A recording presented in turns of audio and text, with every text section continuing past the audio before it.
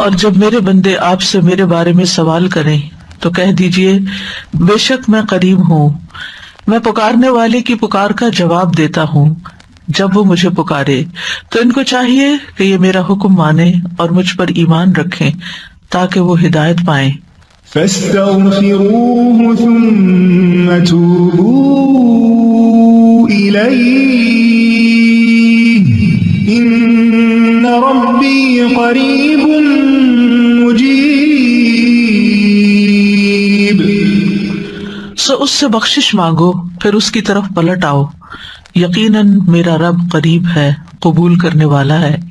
لا الہ الا اللہ واللہ اکبر والحمد للہ وسبحان اللہ ولا حول ولا قوة الا باللہ۔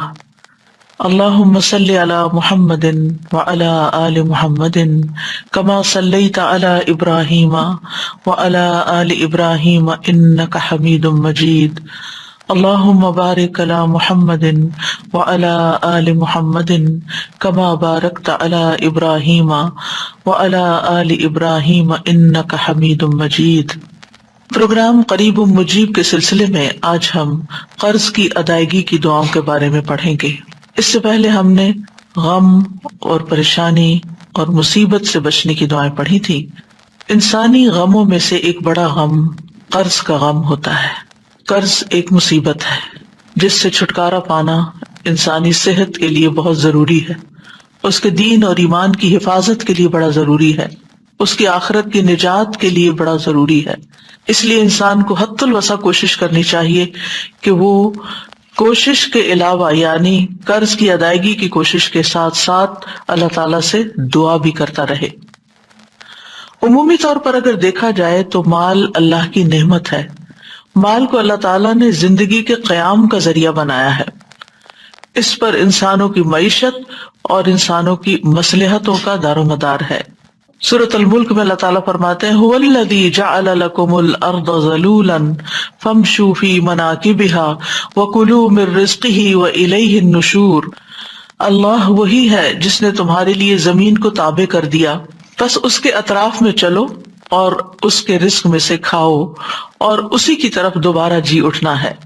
مال کا درست استعمال قابل تعریف ہے اور ناجائز استعمال قابل مذمت ہے۔ مال کمانا، مال میں محنت کرنا پسندیدہ ہے، لیکن مال کا غلام بن جانا ناپسندیدہ ہے۔ نبی صلی اللہ علیہ وسلم نے فرمایا، یہ دنیا کا مال ہرا بھرا اور شیریں ہے، مسلمان کا وہ مال کتنا عمدہ ہے جو حلال ذرائع سے کمایا گیا ہو، پھر اس نے اسے اللہ کے راستے میں یتیموں اور مسکینوں اور مسافروں کے لیے وقف کر دیا، یعنی خود کمایا اور پھر دوسروں پر جو ضرورت مند تھے ان پر خرچ بھی کیا۔ لیکن جس شخص نے ناجائز ذرائع سے مال جمع کیا تو اس کی مثال اس کھانے والے کی طرح ہے جو کھاتا ہے مگر اس کا پیٹ نہیں بھرتا۔ ایسا مال قیامت کے دن اس کے خلاف گواہی دے گا۔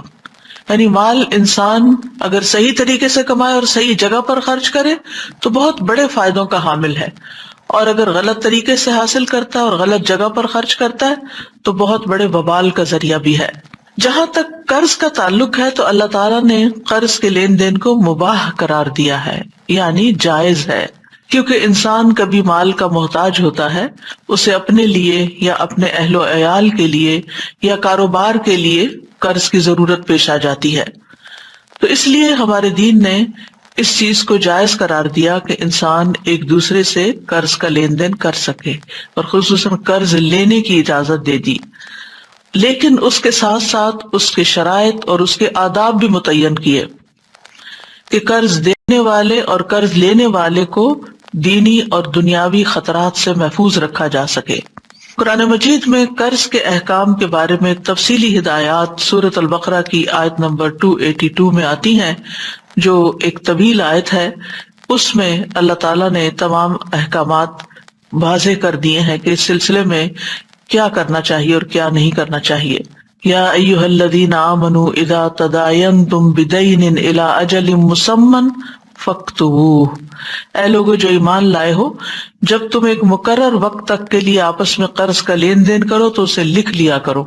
تو یہ پہلی ہدایت ہے، اور اس کے بعد اور بھی دیگر ہدایات ہیں جو قرض کے لین دین کرنے والے قرآن مجید کی اس آیت سے پڑھ کر سمجھ سکتے ہیں۔ جہاں تک قرض دینے کی بات ہے، یعنی قرض دینا، ایک ہے قرض لینا اور ایک ہے قرض دینا، تو اللہ سبحانہ وتعالی ہر رات، تہائی رات کو قرض دینے کے لیے پکارتا ہے۔ ابو ہریرہ کہتے ہیں کہ رسول اللہ صلی اللہ علیہ وسلم نے فرمایا کہ اللہ آدھی رات یا رات کے آخری تہائی حصے میں آسمان دنیا پر نزول فرماتا ہے اور فرماتا ہے کون ہے جو مجھ سے دعا کرے تو میں اس کی دعا قبول کروں، یا وہ مجھ سے سوال کرے تو میں اس کو عطا کروں۔ پھر فرماتا ہے کون ایسے رب کو قرض دے گا جو نہ تو فقیر ہے اور نہ کسی کا حق مارنے والا ہے۔ گویا اللہ سبحانہ تعالیٰ کے راستے میں خرچ کرنے کو اللہ تعالیٰ اپنے ذمہ بطور قرض لیتے ہیں، یعنی کون ہے جو اللہ کے راستے میں دے گا۔ تو یاد رکھیے، بندوں کو قرض دینا صدقے کی قسم ہے۔ رسول اللہ صلی اللہ علیہ وسلم نے فرمایا کل قرض صدقہ، ہر قرض صدقہ ہے۔ ابن مسعود سے روایت ہے کہ نبی صلی اللہ علیہ وسلم نے فرمایا جو مسلمان بھی دوسرے مسلمان کو دوبارہ قرض دے تو اسے ایک مرتبہ اتنا مال صدقہ کرنے کا ثواب ملے گا، یعنی ڈھیر مال صدقہ کرنے کا ثواب ملے گا۔ یعنی جس نے 2 بار قرض دیا، ایک بار آیا بندہ اس کو دے دیا، پھر دوسری بار آ گیا پھر دیا، تو اس کو اتنا مال، یعنی ایک مرتبہ جو دیا گویا اس نے وہ صدقے میں دے دیا۔ پھر ایک اور روایت کے مطابق گردن آزاد کرنے، یعنی غلام کو آزاد کرنے کے برابر ثواب ہے۔ رسول اللہ صلی اللہ علیہ وسلم نے فرمایا جس نے دودھ کا عطیہ دیا، یعنی کسی کو دودھ گفٹ کیا، یا چاندی قرض دی، یا کسی کو راستہ بتایا، اسے غلام آزاد کرنے کے برابر ثواب ملے گا۔ کسی کو دودھ پلانا یا قرض دینا یا پھر راستہ بتانا، یہ بھی بہت بڑا کام ہے، کیونکہ عام طور پر جب انسان اپنے کاموں میں مصروف ہوتا ہے اور اس سے کوئی پوچھ لے کہ یہ کام کیسے کیا جاتا ہے، یہ اس جگہ کیسے پہنچ سکتے ہیں، پہلے تو انسان کو گھر سے باہر کے سفر پہ رستہ نہیں ملتا تھا، اور اب تو ہمیں اپنے گیجٹس کے اندر بہت سے رستے تلاش کرنے پڑتے ہیں۔ تو جب آپ اپنے بچوں سے کہتے ہیں یا کسی سے کہتے ہیں کہ مجھے ذرا گائیڈ کر دیں تو تھوڑے سے اریٹیٹ بھی ہو جاتے ہیں۔ تو مراد یہ ہے کہ کسی بھی انسان کی مدد کرنا اس طور پر کہ وہ اپنی منزل تک پہنچ جائے، یہ بھی صدقہ ہے اور غلام آزاد کرنے کے برابر ثواب ملتا ہے۔ قرض کا اجر جنت کے دروازے پر لکھا ہوا ہے۔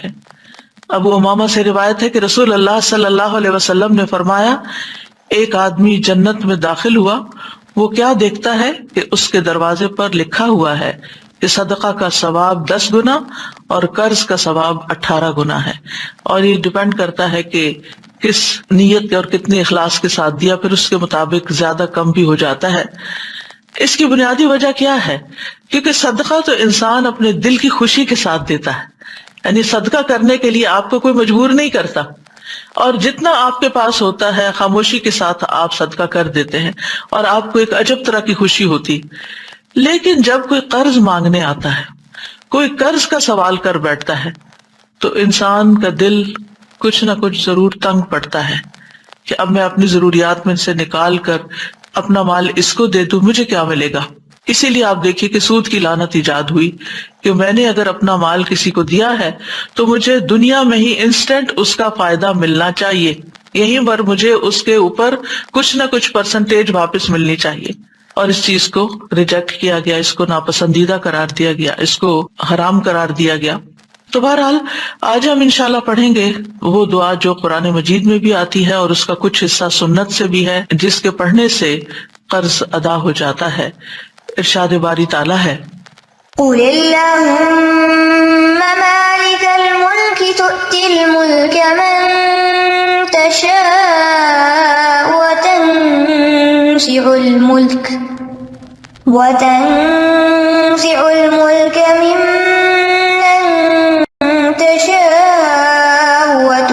ممن تشاء وتعز من تشاء وتذل من تشاء بيدك الخير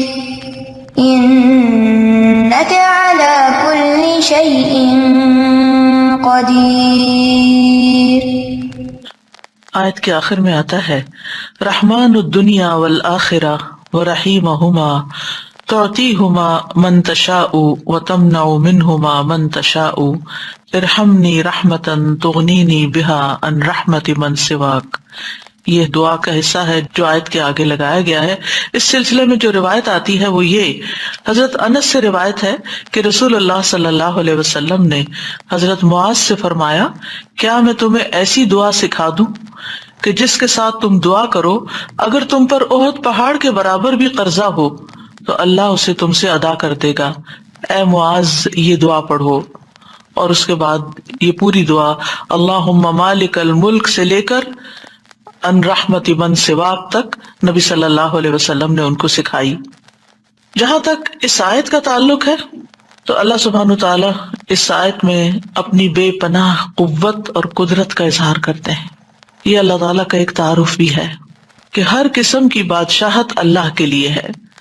وہی ہے جو اپنی مخلوق میں سے زمین میں جس کو چاہتا ہے بادشاہت، دولت، علم، اقتدار اور پاور کی جتنی بھی قسمیں ہیں وہ عطا کرتا ہے، اور جس سے چاہتا ہے چھین لیتا ہے، جس سے چاہتا ہے واپس لے لیتا ہے، جس کو چاہتا ہے عزت دیتا ہے اور جس کو چاہتا ہے ذلت دیتا ہے.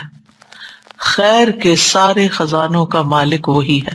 اصل کنٹرول اس کے ہاتھ میں ہے، فیصلے وہاں سے ہوتے ہیں. اللہم لا مانع لما اعطیت ولا معطی لما منعت ولا ينفع ذا الجد منک الجد. کوئی روک نہیں سکتا جسے اللہ عطا کرے اور کوئی دے نہیں سکتا جس کو اللہ نہ دے، جس سے اللہ روک دے. اس لیے اللہ سبحانہ وتعالیٰ سے انسان کو خیر اور بھلائی کا سوال کرتے رہنا چاہیے.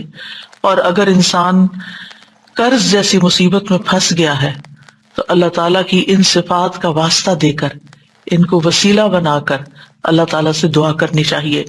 اس آیت کا شان نزول کچھ یوں ہے. ابن عباس کہتے ہیں اور انس بن مالک بھی دونوں روایت کرتے ہیں کہ جب رسول اللہ صلی اللہ علیہ وسلم نے مکہ فتح کیا اور اپنی امت سے فارس اور روم کی بادشاہت کے فتح ہونے کا وعدہ کیا تو منافق اور یہود کہنے لگے کہ ناممکن ہے، ناممکن ہے، پاسبل ہی نہیں، یہ تو بہت دور کی بات ہے.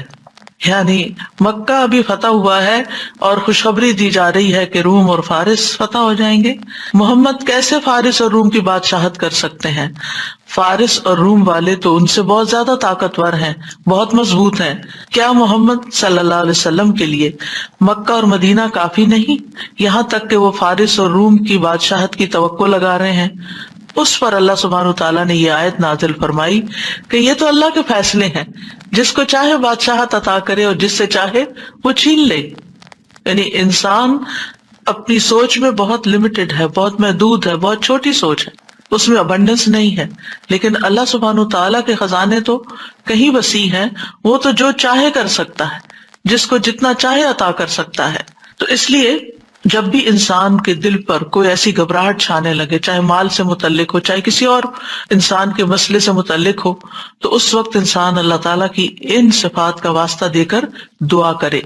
یعنی اپنے رب کی تعظیم کرتے ہوئے، اپنے رب کی بڑائی کا اظہار کرتے ہوئے، اس کا شکر ادا کرتے ہوئے، اس پر توکل کرتے ہوئے، اس سے تضرع اور عاجزی کرتے ہوئے اللہ تعالیٰ کی بارگاہ میں یوں پکارے اس کو، اے اللہ، اے بادشاہت کے مالک، قل اللہم مالک الملک، کہہ دیجیے اے اللہ جو مالک ہے ملک کا، یعنی ساری بادشاہت کا تو مالک ہے. مراد اس سے کیا ہے؟ نمبر 1، دنیا اور آخرت کے جتنے بھی معاملات ہیں وہ سب تیرے کنٹرول میں ہیں. دوسری بات یہ ہے کہ بندوں کا بھی مالک ہے، اور جو بندوں کے ہاتھ میں ہے، جو بندوں کی پوزیشن میں، اس کا بھی تو مالک ہے، مالک الملک. اور پھر اسی طرح بندوں کو کوئی بھی چیز دینے کا اختیار تیرے پاس ہے، چاہے وہ مال و دولت ہو، چاہے وہ نبوت ہو. کیونکہ لوگوں کو اس پر بھی اعتراض ہوتا تھا نا کہ محمد صلی اللہ علیہ وسلم کو کیوں نبی بنا دیا گیا، بلکہ ہر نبی کے بارے میں اس کی قوم کو اعتراض رہا. تو یہ بھی اللہ تعالیٰ کی اپنی تقسیم ہے، اللہ کی دین ہے، جس کو چاہے نبوت عطا کرے، جس کو چاہے مال دے، جس کو چاہے علم دے، جس کو چاہے بادشاہت دے، جس کو چاہے کوئی اقتدار دے، اور اسی طرح ان کو ریورس بھی کرنے پر پوری طرح قادر ہے. کوئی بھی اس پر اعتراض نہیں کر سکتا کیونکہ حقیقی مالک اللہ ہے. فتعال اللہ الملک الحق لا الہ الا ہوا رب العرش الکریم. سورۃ المؤمنون میں آتا ہے بس بہت بلند ہے اللہ جو سچا بادشاہ ہے، اس کے سوا کوئی معبود نہیں، عزت والے عرش کا رب ہے. زمین و آسمان کی ہر چیز کا مالک ہے، چھوٹی چیز ہو یا بڑی چیز ہو، چاہے آسمان پہ نظر آنے والے سورج اور چاند، آج صبح اگر چاند آپ نے دیکھا ہو تو چاہے دن کو نکلا ہوا سورج ہو، رات کو نکلا ہوا چاند ہو، فل مون ہو، سارے کے سارے جو ہیں وہ رات ہو دن ہو، یہ اللہ تعالیٰ نے ان کو مسخر کر رکھا ہے، سب اس کے حکم کے مطابق چلتے ہیں اور اسی کے مطابق طلوع ہوتے ہیں اور غروب ہوتے ہیں. وہی ان کو بنانے والا ہے، وہی ان کو چلانے والا ہے، وہی ان کی رفتار مقرر کرنے والا ہے، وہی ان کے فائدے پہنچانے والا ہے، وہی ان کے نقصان سے بچانے والا ہے. یہ سب اللہ کے حکم سے ایک مقرر وقت تک کے لیے اپنے کام پر لگے ہوئے ہیں، چل رہے ہیں.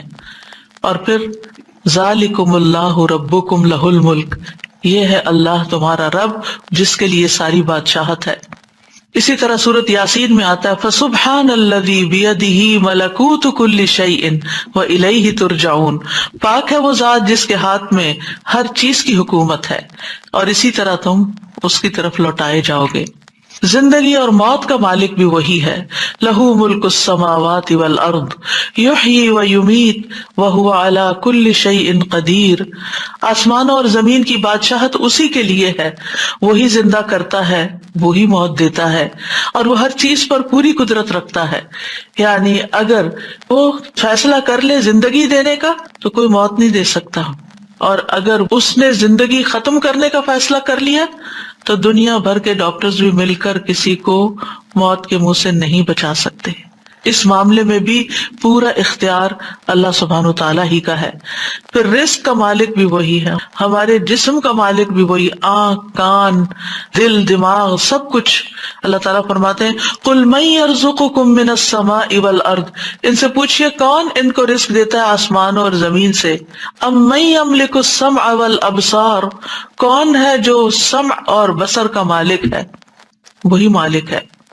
وَمَن يُخْرِجُ الْحَيَّ مِنَ الْمَيِّتِ وَيُخْرِجُ الْمَيِّتَ مِنَ الْحَيِّ وَمَن يُدَبِّرُ الْأَمْرَ فَسَيَقُولُونَ اللَّهُ فَقُلْ أَفَلَا تَتَّقُونَ. کون ہے جو زندہ کو مردہ سے اور مردہ کو زندہ سے نکالتا ہے؟ کون ہے جو تدبیر کرتا ہے سارے معاملات کی؟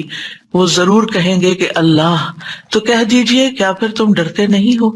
یعنی جس رب کے اختیار میں یہ ساری چیزیں ہیں، ذرے سے لے کے پوری کائنات تک، عرش تک، ہر چیز کا مالک وہ ہے، تو پھر کیا فرض بنتا ہے کہ اس کی طرف رجوع کیا جائے، اس سے مانگا جائے اور اس کی عظمت کا احساس دل میں رکھا جائے، اسی کو سب سے بڑا سمجھا جائے. کیونکہ مشکل یہ ہے کہ ہم دنیا میں کسی کے پاس کچھ تھوڑا سا مال یا اختیار یا اقتدار یا کوئی اسکل یا ہنر یا علم، کوئی ڈگری، کوئی عہدہ دیکھ لیتے ہیں تو ہم اس سے توقعات لگا بیٹھتے ہیں کہ یہ ہمارے کام کر دے گا، جبکہ اصل اختیار کا مالک تو اللہ ہے. اس لیے ہر معاملے میں اس کو پکاریں. لوگ آپ کے ساتھ انصاف کریں تب بھی، لوگ آپ کے ساتھ ظلم کریں تب بھی اسی کی طرف رجوع کریں. اور نبی صلی اللہ علیہ وسلم نے فرمایا لا مالک الا اللہ عز وجل، اللہ عز وجل کے سوا کوئی مالک نہیں ہے. پھر یہ کہ اس کی ملکیت میں کوئی شریک بھی نہیں ہے، یعنی نہ صرف یہ کہ مالک ہے بلکہ کلی مالک ہے، کوئی اس کا شریک نہیں. الذی لہ ملک السماوات والارض ولم یتخذ ولدا ولم یکن لہ شریک فی الملک. وہ ذات کے اسی کے لیے ہے آسمانوں اور زمین کی بادشاہت، اور اس نے نہ کوئی اولاد بنائی ہے اور نہ کبھی بادشاہت میں کوئی اس کا شریک رہا ہے. اللہ کے سوا کوئی بھی ایسا نہیں کہ جو کسی چیز کا حقیقی مالک ہو. یہ وقتی طور پر جو چیزیں ہماری ملکیت میں دے دی گئی ہیں، جن چیزوں کی کنجیاں ہمارے ہاتھ میں دے دی گئی ہیں، یہ صرف ٹیمپرریلی ہے. جب آپ اس دنیا میں نہیں ہوں گے تو اس میں سے کوئی کسی بھی چیز پر آپ کا اختیار نہیں ہوگا. جب تک آپ زندہ ہوتے ہیں، آپ مثلاً خود کمانے والے ہوتے ہیں، اپنے اولاد پہ خرچ کر رہے ہوتے ہیں، آپ اپنی اولاد کو پاکٹ منی بھی دیتے ہیں تو آپ ان کو ساتھ انسٹرکشنز دیتے ہیں کہ یہ اس طرح اور اس طرح خرچ کرنا اور ان کاموں میں نہیں لگانا. لیکن انسان کی وفات کے بعد جب اس کا مال تقسیم ہوتا ہے تو اس کی انسٹرکشن کہاں ہوتی ہے؟ کچھ بھی نہیں کہہ سکتا. پھر اولاد چاہے تو صدقہ کر دے، اولاد چاہے تو کسی غلط کام میں لگا دے، کچھ بھی کرے، پھر آپ کا تو کوئی اختیار نہیں. ہمارا اختیار ہمارے جسم پر یعنی آنکھوں کانوں پر، یا ہماری اولاد پر کسی حد تک، یا ہمارے مال پر کسی حد تک، یہ صرف اور صرف چند دن کی بات ہے جو دنیا کا کچھ حصہ ہے، اور یہ بھی اصل میں اللہ نے دے رکھا ہے. اور اس میں بھی ہم پوری طرح کلی طور پر مالک نہیں ہوتے، یعنی اس میں بھی صرف اتنے کے مالک ہے جتنا اللہ کا اذن ہوتا ہے. باقی چیزیں ہوتے ہوئے بھی، بہت کچھ کرنا چاہتے ہوئے بھی ہم کر نہیں پاتے کیونکہ اللہ کا اذن نہیں ہوتا. اور قرآن مجید میں بار بار اس بات کی تردید کی گئی ہے کہ غیر اللہ کسی چیز کے مالک نہیں ہیں. لا یملکون لکم رزقا، وہ تمہارے رزق کے مالک نہیں.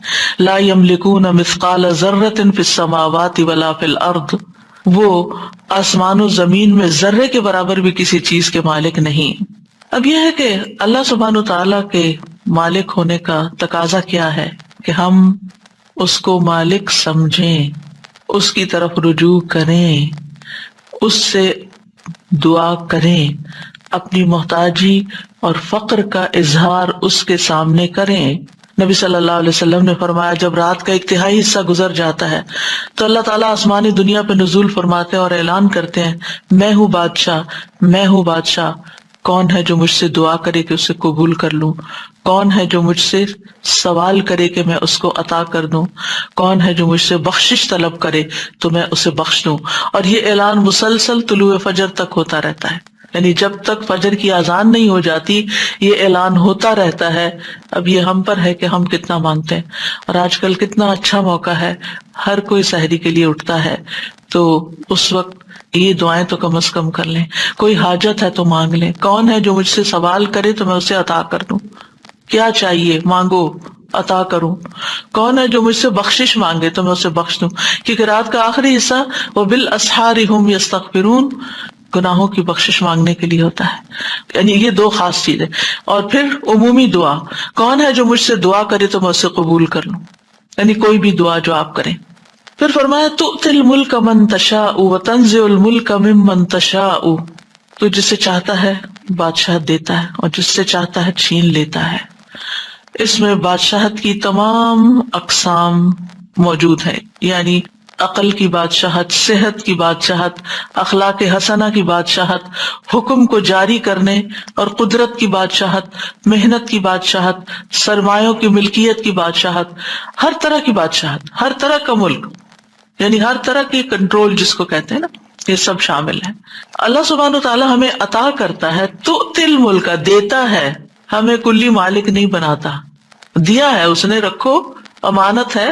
اسی لیے آپ دیکھیں کہ جو مومن بندے ہوتے ہیں جب ان کے ہاتھ سے کوئی چیز چلی جاتی ہے، کوئی مال چلا جاتا ہے یا اولاد میں سے کوئی چلا جاتا ہے، تو وہ کیا کہتے ہیں کہ یا اللہ یہ تیری امانت تھی، تو نے واپس لے لی، ہم تیرے فیصلے پر راضی ہیں. اور اس طرح اللہ تعالیٰ ان کے دل کو قرار دے دیتا ہے کہ میرے بندے نے خوشی خوشی امانت واپس کر دی. یہ ہماری جان بھی کیا ہے، یہ ہمارا بدن کیا ہے، ہمارے پاس امانت ہے، اور ایک دن ہمیں یہ واپس لوٹا دینی ہے جو اس کا اصل مالک ہے. یعنی ہم بے اختیار ہیں، ہم صاحب اختیار نہیں ہیں، اصل مالک اللہ رب العزت ہے، مطلق اختیار اسی کے پاس ہے. تو چونکہ اللہ مالک بناتا ہے، بندے کے پاس جو کچھ ہوتا ہے اللہ نے دیا ہوتا ہے، اس لیے بندے کو چاہیے کہ اس پر اللہ ہی کی مرضی کے مطابق تصرف کرے. وہ کس طرح چاہتا ہے کہ ہم اپنی آنکھیں استعمال کریں، وہ کیا چاہتا ہے کہ ہم اپنی زبان کیسے استعمال کریں، وہ کیا چاہتا ہے کہ ہم اپنے کان کہاں استعمال کریں، وہ کیا چاہتا ہے کہ ہم اپنے پاؤں کہاں استعمال کریں، وہ کیا چاہتا ہے کہ ہم اپنا مال کہاں استعمال کریں. جتنی بھی چیزیں اللہ نے ہمارے اختیار میں دی ہیں، ان سب کے بارے میں ہمیں ضرور دیکھنا چاہیے کہ کیا وہ اللہ کی مرضی کے مطابق استعمال ہو رہی ہیں یا اللہ کی ناراضگی کے ساتھ استعمال ہو رہی ہیں. کیونکہ اللہ سبحانہ تعالیٰ جب چاہے ان کو واپس بھی لے سکتا ہے. اگر ہم نے اللہ کو ناراض کیا تو وہ کچھ بھی واپس لے سکتا ہے، کیونکہ اصل اختیار تو اس کا، اصل مالک تو وہی ہے. تو تنزع الملک، تو ملک کو کھینچ لیتا ہے. تو نزع کا ایک معنی لے لینا اور ایک معنی روک دینا. یعنی جس کو تو چاہتا ہے دیتا ہے، جس سے چاہتا ہے روک لیتا ہے، نہیں دیتا، اور جس کو چاہتا ہے دے کے پھر وہ واپس لے لیتا ہے، کھینچ لیتا ہے، یعنی دینے کے بعد پھر چھین لیتا ہے، کیونکہ سارے کا سارا فضل اللہ کے ہاتھ میں ہے۔ قل ان الفضل بید اللہ یؤتیہ من یشاء واللہ واسع علیم، ان سے کہیے کہ فضل تو اللہ کے اختیار میں ہے، وہ جسے چاہے دے دے، کیونکہ وہ بہت وسعت والا اور سب کچھ جاننے والا ہے۔ آسمان اور زمین کی کنجیاں اللہ کے لیے ہیں۔ لہ مقالید السماوات والارض یبسط الرزق لمن یشاء ویقدر انہ بکل شیء علیم، اسی کے لیے ہے کنجیاں آسمانوں اور زمین کی، جس کے لیے چاہتا ہے کشادہ کر دیتا ہے اور جس کے لیے چاہتا ہے تنگ کر دیتا ہے، ہر چیز کو خوب جاننے والا ہے۔ واللہ یقبض ویبسط والیہ ترجعون، اور جس کو جتنا چاہتا ہے دیتا ہے۔ قارون کو بڑے بڑے خزانوں کا مالک بنا دیتا ہے اور جب چاہتا ہے اس سے واپس بھی لے لیتا ہے۔ تو بات یہ ہے کہ ہمارے پاس جو بھی کوئی نعمت ہے، وما بکم من نعمت فمن اللہ، اس لیے ہمیں کسی معاملے میں غرور اور تکبر کا شکار نہیں ہونا چاہیے کہ یہ میں ہوں، یہ میرا ہے، یہ میرے پاس ہے۔ یہ 4 ہلاک کر دینے والے کلمات ہیں جو قرآن مجید میں آئے ہیں۔ انا خیر منہ، انا میں، لی الیس لی ملک مصر، انا خیر منہ کس نے کہا تھا؟ شیطان نے، اور الیس لی ملک مصر فرعون نے کہا تھا۔ اندی میرے پاس ہے، قال انما اوتیتہ علی علم اندی، قارون نے کہا تھا۔ نحن اولو قوت، ہم قوت والے ہیں، یہ کس نے کہا تھا؟ ملکہ سبا جو تھی اس کے درباریوں نے کہا تھا۔ لیکن ان سب کی قوت اور پاور اور ان کے اختیارات اور ملکیت پھر کہاں گئی؟ یہ عام لوگوں جیسے نہیں تھے، ان کے پاس بہت بڑی بڑی قوتیں تھی، بہت بڑا بڑا اختیار تھا، وہ چلا گیا تو پھر ہم جیسے معمولی لوگوں کا کیا حال ہے۔ اس لیے کسی بھی چیز پر فخر اور غرور نہیں ہونا چاہیے۔ وَتُعِزُّ مَن تَشَاءُ وَتُذِلُّ مَن تَشَاءُ، تو ہی جسے چاہتا ہے عزت دیتا ہے اور جس کو چاہتا ہے ذلت دیتا ہے۔ عزت کا معنی طاقت اور غلبہ بھی ہوتا ہے، صرف بادشاہت ہی نہیں، یعنی عزت و ذلت کا مالک بھی ہے، یعنی کہ یہ بادشاہت کے ساتھ بھی لازم ہے اور اس کے علاوہ بھی، یعنی اطاعت کے ذریعے عزت اور نافرمانی کے ذریعے ذلت دیتا ہے، مدد دے کر عزت اور مغلوب کر کے ذلت دیتا ہے، مال دے کر عزت اور محتاج کر کے ذلت دیتا ہے، یہ سب کچھ اللہ کے اختیار میں۔ لیکن اللہ اپنے اولیاء کو ذلیل نہیں کرتا۔ اللہ کے اولیاء جو ہوتے ہیں، اللہ کے جو دوست ہوتے ہیں، وہ اطاعت کرتے ہیں، نافرمانی نہیں کرتے، پھر بھی ان کا نقصان ہو جاتے ہیں۔ وہ دوسروں کی مدد کرتے ہیں لیکن خود بعض اوقات مغلوب ہو جاتے ہیں۔ وہ دوسروں کو دینے والے ہوتے ہیں لیکن خود کبھی محتاج ہو جاتے ہیں۔ یہ سب کچھ کیا ہے؟ یہ ان کی آزمائش کے لیے ہوتا ہے، اللہ تعالیٰ کی ناراضگی کی وجہ سے نہیں ہوتا۔ یعنی اللہ تعالیٰ ان کو ذلیل نہیں کرنا چاہتا، بلکہ اس کے عوض ان کو اجر عظیم دینا چاہتا ہے، ان کو مزید نوازنا چاہتا ہے۔ وہ چھوٹی چیز لیتا ہے اور ہمیشہ بڑی دیتا ہے، چاہے دنیا میں دے چاہے آخرت میں دے، بعض اوقات دونوں جگہ دیتا ہے۔ یعنی اللہ سبحانہ تعالیٰ ایک حرف پڑھنے کی 10 نیکیاں دیتا ہے، کمی تو اس کے پاس ہے ہی نہیں، وہ بہت کچھ دینے والا ہے۔ تو جو بندے اطاعت کے ساتھ، اللہ کی فرما برداری کے ساتھ اللہ کی مدد مانگتے رہتے ہیں، اللہ سبحانہ تعالیٰ ان کو بھی دیتا ہے، دنیا میں بھی دیتا ہے، اور آخرت میں تو پھر اس نے وعدے ہی کر رکھے ہیں۔ اس کے برعکس جب انسان خود پسند بنتا ہے اور اکڑتا ہے اور غرور کرتا ہے اور بڑی بڑی باتیں زبان سے نکال لیتا ہے، تو بعض اوقات پھر کیا ہوتا ہے، اللہ تعالیٰ اس کو بے یار و مددگار چھوڑ دیتے ہیں، اس کو ذلت سے دوچار کر دیتے ہیں۔ بیدک الخیر، خیر تو صرف تیرے ہاتھ میں ہے، یعنی ہر طرح کی خیر اللہ کے پاس ہے۔ اور ید کا لفظ یہاں پورے مکمل کنٹرول کے لیے بھی ہے نا، یعنی اللہ کے ہاتھ میں، کسی اور کے ہاتھ میں نہیں۔ خیر کیا ہوتی ہے؟ ہر وہ چیز خیر ہے جس میں بندے کے لیے مصلحت اور فائدہ ہوتا ہے، یعنی ہمارے لیے ہر فائدے کی چیز خیر ہے۔ یہ خیر خواہ دنیا کے کاموں میں ہو یا آخرت کے کاموں میں ہے، رزق ہے، صحت ہے، علم ہے، مال ہے اور نیک عمل، یہ سب خیر ہی خیر ہے، ان سب پر خیر کا اطلاق ہوتا ہے۔ اور یہ نہیں کہا کہ بیدک الشر، کیونکہ والشر لیس الیک، شر کی نسبت اللہ کی طرف نہیں کرتے۔ اللہ سبحانہ تعالیٰ نے ہر چیز کے اندر خیر شر رکھ دیا ہے، لیکن وہ جس بندے کے ساتھ اس کا واسطہ پڑتا ہے اس کے حساب سے اس کے لیے خیر یا شر بن جاتی ہے۔ تو اللہ سبحانہ تعالیٰ خیر ہی کا کام کرتا ہے، شر کا کام نہیں کرتا. لیکن ایک ہی چیز آپ نے دیکھا ہوگا، ایک بندے کے لیے خیر کا سبب ہوتی ہے، اسی طرح کی وہی چیز دوسرے بندے کے لیے شر کا سبب ہوتی. اب آپ دیکھیں بعض لوگوں کے جسم میں نمک کی کمی ہو جاتی ہے، تو نمک تو بذات خود نمک ہے نا، وہ تو خیر شر نہیں ہے نا، لیکن وہ نمک ایک بندے کے لیے خیر کا باعث بن جاتا ہے جس کے جسم سے نمک کم ہو رہا ہو اور وہ مرنے کے قریب ہو تو اس کو یعنی کہ ایکسٹرا پہنچاتے ہیں. ایک بندہ جو بلڈ پریشر کا مریض ہے اس کے لیے نمک زندگی ختم کرنے کا ذریعہ. اب نمک تو نمک ہے، تو اللہ کی ایک نعمت ہے، ایک کو فائدہ دے رہا ہے ایک کو نقصان دے رہا ہے، تو نمک میں شر نہیں ہے، تو اس کے استعمال کرنے والے کی نسبت سے اس کے لیے فائدہ یا نقصان ہے. انک علی کل شیء قدیر، بے شک تو ہر چیز پر خوب قدرت رکھتا ہے، ہر چیز کا مالک تو ہے.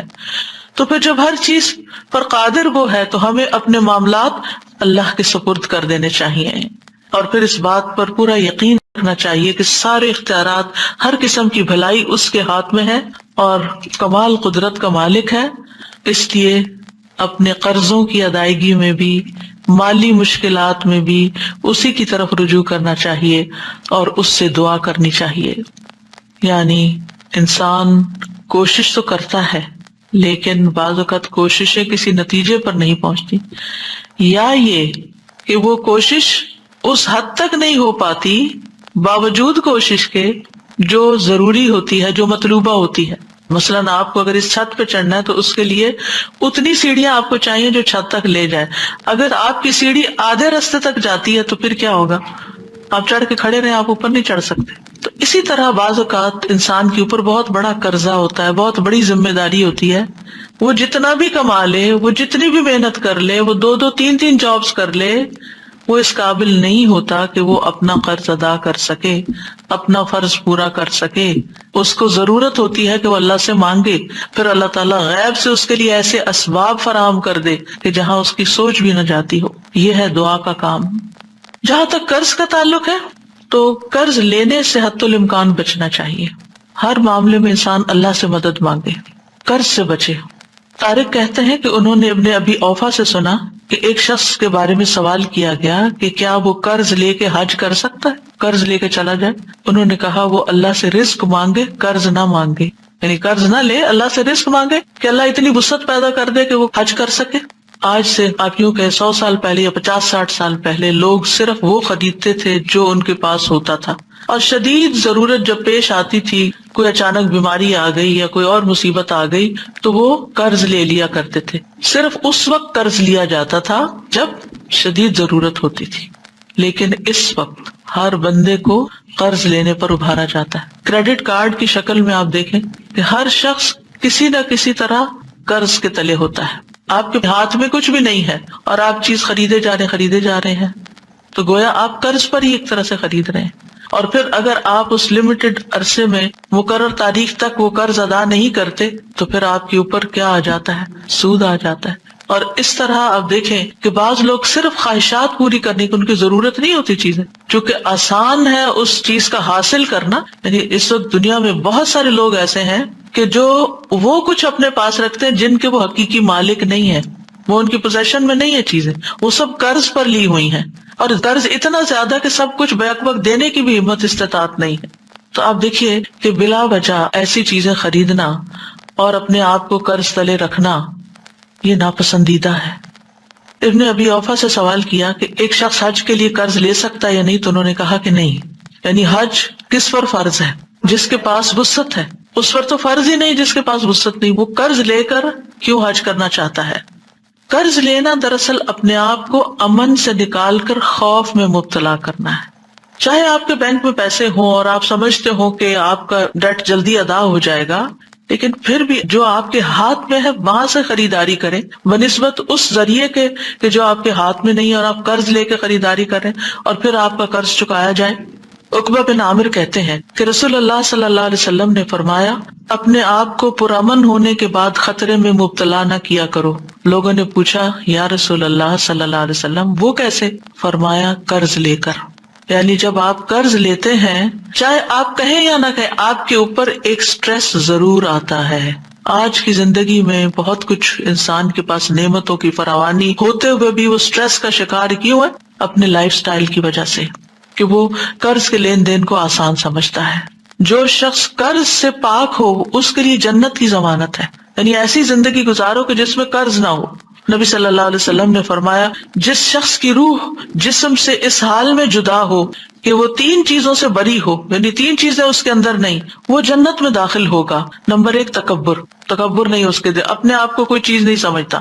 دوسرا ہے قرض، اور تیسرا ہے مال غنیمت میں خیانت، کہ اس کے پاس مال غنیمت ہے، یا آپ یوں سمجھے کہ وہ اللہ کے مال کا مالک ہے، جیسے کسی نے اس کے ہاتھ میں ڈونیشن رکھی یا اس کو کوئی امانت اس طرح کی دی اور پھر وہ اس میں خیانت کر لیتا ہے، وہ اپنے اوپر خرچ کر لیتا ہے یا اپنی مرضی سے اس میں جس کام کے لیے کسی نے دیا وہ نہیں کرتا، کچھ اور شروع کر دیتا ہے، یعنی کسی کے مال کو اپنے اختیارات سے استعمال کرنا شروع کر دیتا ہے۔